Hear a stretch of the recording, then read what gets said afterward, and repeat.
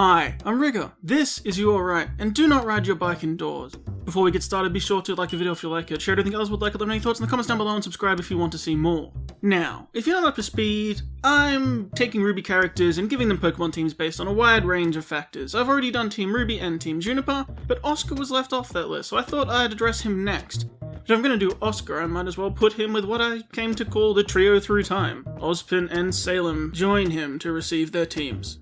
Now yes, I guess if I was doing the whole thing, I probably should be doing Ozma technically, but come on, it's Ozpin. We know Ozpin better. He's been a character on screen for several seasons, so, you know. We're just gonna stick with it being Oz. Before we get started though, I wanted to mention though that there are rules, because it'd be too easy if it wasn't. First off, no repeating starters. There aren't enough starters to give one to everyone, but I'm not allowed to repeat them, and most of the main characters will have one. Number 2, restrictive legendaries, meaning most you can have is 2, but I'm limiting it to 1 as much as I can. You might have a mythical and a legendary, you might have an ultra beast and a legendary sometimes. I'll try and cut it down. You might have 2 legendaries, but if so, that's the max. And that also adds an extra challenge for me, because I have to try and sort where legendaries go as the list dwindles. And 3, no repeating regular Pokemon either, unless there's special circumstances that link the characters. So, trying to give everyone unique teams. And also that's another thing, I'll try and diversify the team where it needs to be. So, making a good Pokemon team is actually part of the challenge, if I can. Now, onto the teams. We will start with Ozpin. The once mysterious headmaster has had many of his secrets spilled by this point. He is a lot of things. He is a mentor. He is a liar. He is a voice in a boy's head and a thorn in Salem's side eternally.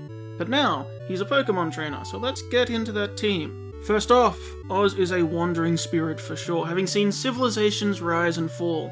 He has had many faces, and he is a very sad and depressed person because of his endless task. But even more noteworthy than his travel through time is that his memories stay with him, just like this Pokemon's do. Oz lingers on his past and his failures, as does this Pokemon linger on its past lives. Oz starts things out mournfully with a Yamask. Next up, because we are talking about Oz the man, we probably should give him some character. Not to mention, we have more spirits to add to his haunting memories. Admittedly, I evolved it up because there's no reason not to, but now he'll never run out. Ozpin can clench his thirst for battle with a Poltergeist. Next up, Oz has several motifs in his design, but one that has stood out the most is clockwork. From his office to his cane, the interlocking gears constantly appear. An appreciation for engineering, right down to the cane he built himself. The next member of his team fits perfectly. A well-sized cog in a well-oiled machine. Oz gears up for battle with a Kling Klang.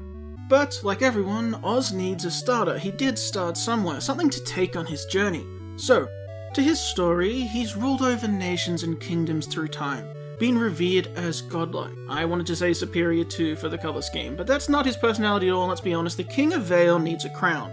Even back before then, from a time where he ruled over the lands, Oz started out with an Empoleon. Next up, there is one thing we do know about Oz.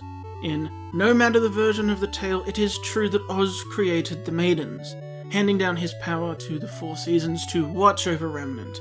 Therefore, it seems only right that he have the 4 seasons by his side. More reminders of passing time. Oz remembers his gift to the world with a Sawsbuck. Now, there is one missing member from his team. Many thought Oz's power would be to control time, and while that's not exactly true, he has seen it all as it passes away underneath him, and the massive kinetic blast from his cane stored up over centuries is close to what you'd call to being attacked by time itself. Not to mention, Oz is legitimately powered by his knowledge and experience over eons. Therefore, it is only fitting that Oz rounds out his squad with a roaring Dialga. Normally this is where we'd stop, but before I move on I have a special mention. I've never done this before, but I needed to talk about this one. All these Pokemon I feel are very fitting, and it would be hard to remove any, but there's one more Pokemon I need to mention. Many people may disagree with this choice, but there's a special description for this Pokemon that is too fitting for Oz. And that Pokemon is Bronzor. See, Bronzor comes from a time before the known civilizations, like Oz. It's said the patterns on its back contain great power, like Oz's cane. But most of all, it is said that looking into a polished Bronzor, a person can see the truth. However, Bronzor do not like being cleaned, implying they do not want people to see the truth, whatever that means, for whatever reason. Given Oz's history with the struggles with telling people the truth, sometimes thinking it's for their own good, it just felt too fitting, so I had to mention it. So, while it's not on the team, Maybe he keeps it in a box, I don't know. Next up is Oscar. The little guy has had it rough, but has grown quickly over the journey. Understandably unhappy with his situation, but determined to help in whatever way he can. Going from nervous little farm boy to being the savior of the world, facing down evil incarnate who just so happens to be the ex-wife of a guy stuck in your head. It's an odd life, but it'll be better with Pokemon. So let's check out Oscar's protection squad. First off, Oscar does have that farming background, and it'd be nice to represent it. However, while we're at it, let's make it sad. Oscar is starting out with a representation of the farm life he lost, mostly because now there's a soul trapped in it. Oscar starts out his team with a spooky little reminder, a Gourgeist. Next up is not fully evolved Pokemon, because like Oscar himself, it isn't fully merged yet. There couldn't be a more accurate representation of his situation. Not to mention, the Pokédex even makes sure to say that with its mind split in two, when both brains agree, it's capable of enormous power. That sounds pretty familiar. Oscar fills up his second slot with something that matches him on a cellular level, and, like him, it too will one day fully merge. Opinion could not be divided over his Duosion. Gotta love that it even has its own green bubble. Oscar may have joined our team later, but that doesn't mean he doesn't get a starter. Trying to pick for him was difficult, but I realised that boiling it all down to it, Oscar did start out as a little green guy whacking people with a stick. Once that thought crossed my mind, there's only one thing for it. It started out how he started out, but now it's gotten much bigger and stronger alongside him. Oscar adds a beastly addition with a Rillaboom. Not to mention the concussive power of those drums have to be somewhat representative of that Cane's abilities. Next up, we need to address the Ozpin in the room. Oscar has the potential to tap into untold times of experience and power, knowledge through the ages. Therefore, it only makes more sense that the farm boy have a little time-traveling green onion fairy. Oscar clocks in a powerful teammate with Celebi. Next, though, is an interesting pick. It's time for some more representative members, more from ideas. Oscar is not all that powerful alone, but what he and Oz push for is how powerful they all are together. With a team, Oscar and the others are very strong, and it's what Oscar does. He pulls people together. He's done it over and over. That being said, there's safety in numbers, and that's never been true with Oscar's very powerful next member, a Wishy-Washy. Though that doesn't look cool. Show the cool one. Yeah, there you go. And lastly, Oscar will be adding even more power. There are lots to pick from for Oscar, but for type diversity and for giving him a serious punch, let's address the merging. Oscar is not what he could be. As time goes on though, the merge continues and the more and more power is available to him. He's changing. So it's only fitting he should be backed up by a legendarily strong Pokemon that also gets stronger as it's more complete. Not to mention, there's poetry in the Protector of Nature protecting the farm boy. As its cells complete, its power skyrockets. Oscar beefs up his team with a devastating protector, a Zygarde. And last for today is Salem, the great antagonist, the Wicked Witch, pulling strings, plotting, scheming, and really just being sick of her husband, honestly. From fairy tale beginnings to eternally cursed by God, Salem has had quite a journey, one that she cannot end easily. So, might as well get to taking what she wants, and that will be a lot easier with a strong team at her side. First up, well, it'd be nice if she had like a mascot Pokemon. It'd be really nice if there was a Pokemon that just sort of resembles something about her. In fact, it'd be even better if there was almost exactly just her as a Pokemon. That would be too good to be true though. Oh well. Oh hey look, it's a Gothitelle.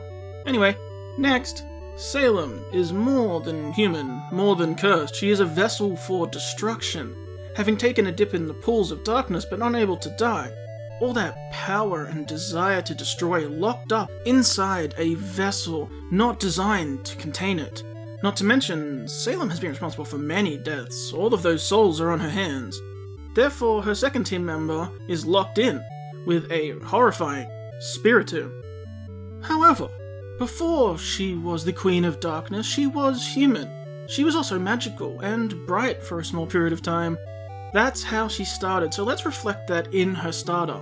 She's also based on a witch, so there's only one witch in amongst the starters. Her once burning passion for life and freedom represented by a partner that, yes, could go to lots of other people too, but she's the one getting it. A bewitching little fire starter, a Delphox.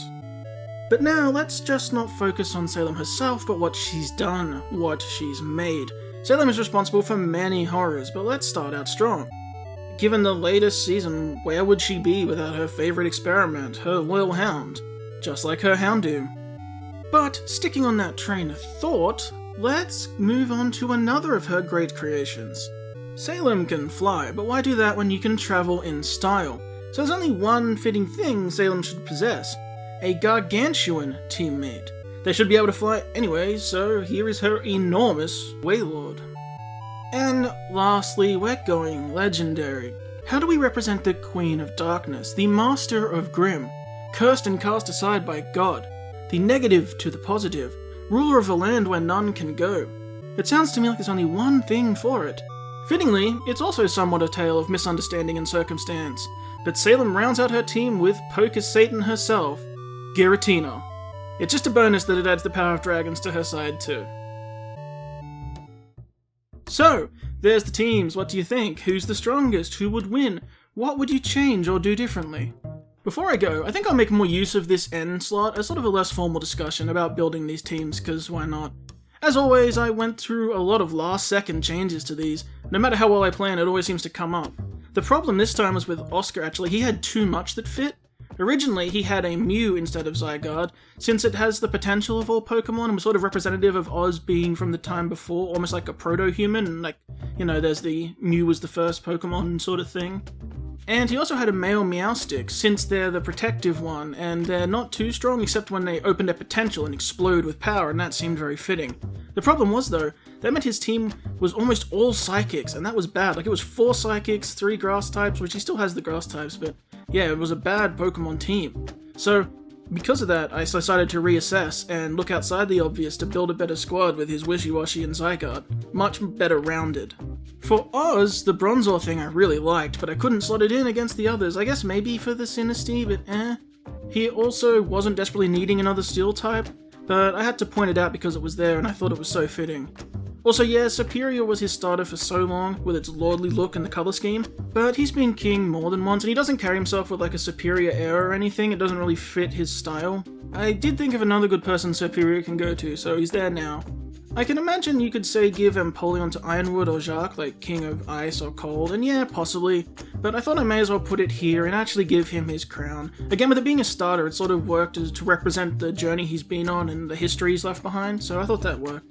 And, of course, Salem. The Delphox definitely could go to several people, including Fox, but it was also Cinders for forever, as she is a fire witch. But I really wanted a witch reference on Salem's team, and like Mismagius wasn't a good fit for types and other things.